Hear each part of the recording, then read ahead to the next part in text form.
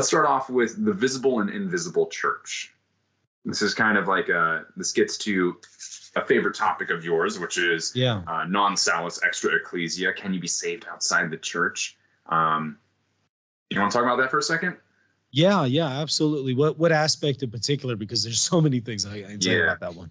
So let's see if I can summarize a brief history of this phrase. Non salus extra ecclesia, no salvation outside the church. Back in the day, that was like hardcore. If you are not a Catholic, you are going to hell. And then there were some side exceptions and understandings that like, okay, well, maybe like, hey, we just discovered this place. Let's buy Amerigo Vespucci. Maybe it's America. And maybe there are these people there that had never encountered Christ before because they were literally separated by the other side of that world. Okay, fine. And then one potential reading of Lumen Gentium is that strict reading has since been lessened, and that you have various Protestant brothers and sisters, perhaps even atheists, if you want to take Pope Francis's words out of context, who could be saved without being part of the structure of the Catholic Church headed by Pope Francis today. Yeah, so many things to say here. I would say that just in brief, some assumptions were made in the past prior to the discovery of the New World that are no longer taken for granted. And since pretty much the 1500s, the discovery of the New World, those assumptions have been challenged, and they really culminate in the Second Vatican Council, where they're no longer taken for granted. Mm-hmm. And we're making explicit some of those challenges. In other words, it's always the case, and it will always be the case, that there's only salvation in the church. You can't be saved unless you're a member of the church. That's always going to be true. That's dogma. What's being challenged is it the case that you have to be a formal card-carrying Catholic to be a member of the church to be saved? In other words, when we speak about you have to be a member of the church, does that mean you have to be a card-carrying Catholic, a formal member? That was assumed, and it should no longer be assumed. It's still the case that you have to be a member of the church. But what it means to be a member of the church is what has been developed and has been developing for over 500 years. And we see in Vatican II where it's effectively saying, okay, well, somebody could be a member of the church, and they're going to have their salvation as a member of the church, but they might not be a formal member. Whether or not that extends to atheists, I don't think so. If you read Vatican II, it speaks about people who have not yet arrived at an explicit knowledge of God. But that's not the same as atheism, right? Somebody who's not yet arrived at an explicit knowledge of God is more described as an agnostic than an atheist. An atheist is somebody who is explicitly saying, I reject any being known as God. So I would maybe question if somebody were to say, well, Vatican II teaches that an atheist could be a member of the church. I would push back on that and say, actually, I don't think it's necessarily saying that. Moreover, it's not saying that they remain in this state of ignorance until the moment of their death. It never says that. It doesn't say either way. I think that it's the case that all it's saying is grace is available to them, which, yeah, of course it's available to them. But I don't think that they remain in that state of ignorance prior to their death. I think that prior to their death, they're going to come to an explicit knowledge of God. And, but yeah, so much more can be said about that. So this is one thing that I've really appreciated doing this podcast. So I was just kind of reading through the Second Vatican Council documents on my own before I decided to do this podcast. And since doing it, just kind of on a lark, I was like, I need more material. Let's go through the references. And I got to say, I think the references is where the money is, because so I'm having trouble finding it right now. But in Lumen Gentium, where it says the thing about you don't have to be part of, the physical structure of the church to be saved still. And it goes into that. There are some, maybe ambiguous ways, some solution agnostic ways that you can read that to say, hey, just believe in God and you're good, And you've commented about that at length. So I don't need to get into that explicitly.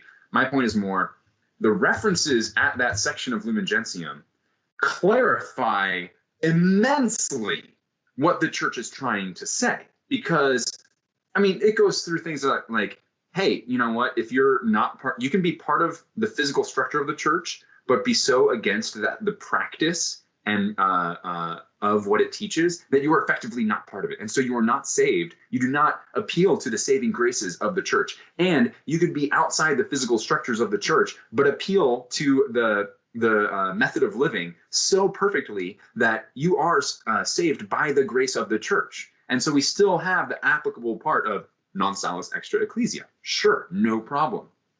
And then another reference goes on, it's like, yeah, but you really can't count on that, man. Like, invincible ignorance is difficult to attain. That is bonkers hard, man.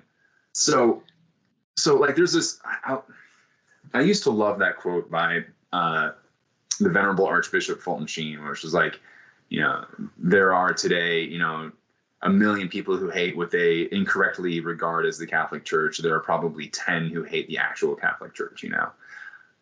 Something I've become pretty obsessed with is like, what are your responsibilities? Yeah. And the average person today has the capability to find information and understand what they read, so that, man, if you hate your misperception of the Catholic Church and you just run with that for 40 years and never question it, like, no, you don't qualify for invincible ignorance. I'm sorry, man. You didn't act according to your own responsibility. I'm sorry. Non salus extra ecclesia, you're out. But, you know, invincible ignorance, even though I do think there are not as many people who are invincibly ignorant as we tend to think, even though I do think that, let's just assume for a moment that the majority of mankind are invincibly ignorant. Let's just pretend that for a moment. Okay. That still doesn't answer the question, are they a member of the church? Because I could be invincibly ignorant about the truth claims of the Catholic Church and sin against my conscience every second, right? Okay. That's also necessary. Invincible ignorance just means you're not culpable for not knowing that you need to be a card-carrying Catholic. That's only invincible. Okay. But that doesn't mean you're saved, because you could murder people and fight against your conscience every hour of every day and be invincibly ignorant. Are you going to heaven? No, you're going against your conscience. You're going against the natural law. You're completely violating the light that you do have. So just because somebody's invincibly ignorant doesn't automatically mean they go to heaven. And a lot of people, they think that. They could think, oh, well, this person's invincibly ignorant, so they're good to go. Not necessarily. Wait, even if they are they really following their conscience? How many people do that? I mean, I know me, I struggle following my conscience sometimes. So, I mean, how many people out there are struggling with that as well? So, you know, but be that as it may, yes, I still want to say that, okay, a fair amount of people could still be invincibly ignorant, but the question still is, are they infused with faith, hope, and charity in some extraordinary way? Are they following their conscience? Are they readily disposed to assent to God if they had known that they need to be a formal member? Those are still things that need to be brought out. In fact, if you read the Holy Office, 1949, it issued a document in response to Father Feeney from the St. Benedict Center. It goes over all of these conditions. It goes over, one must be invincibly ignorant. They must be have at least implicit faith, infused with faith, hope, and charity in some extraordinary way, perhaps. You know, following their conscience. It gives all of the different conditions that we have to keep in mind when we read Lumen Gentium, because Lumen Gentium was, of course, after that 1949 document. So this is like, so chapter 2 is about on the people of God. So you can be part of the Catholic Church, but that doesn't mean you're part of the people of God. And the people of God subsists in the Catholic, what we call today the Catholic Church, the physical confines of it. So, like, if you're invincibly ignorant of the need for the Catholic Church, you still need to be part of the people of God. And that's what you're getting at with, you know, respecting your conscience and abiding by it, and then being imbued with faith, hope, and charity. Gotcha. Rock on. Yeah, there's a bunch of different ways we can qualify it. Formal versus informal members of the church, that, somebody who's participating in the soul of the church rather than its body. There's a bunch of different ways we can qualify it. But at the end of the day, a person who's going to be saved is a person who has faith, hope, and charity, right?